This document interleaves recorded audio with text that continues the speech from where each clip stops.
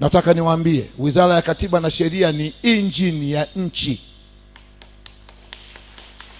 Nchi yoyote duniani ni sheria. Huwezi kufanya jambo bila sheria.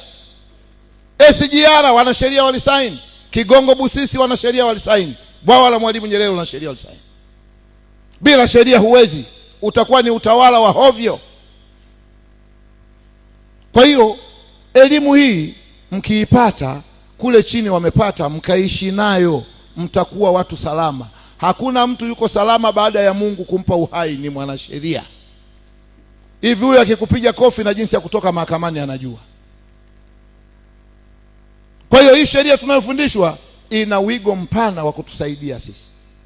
Tutatatua migogoro mingi. Tutafanya watu wetu wawe salama.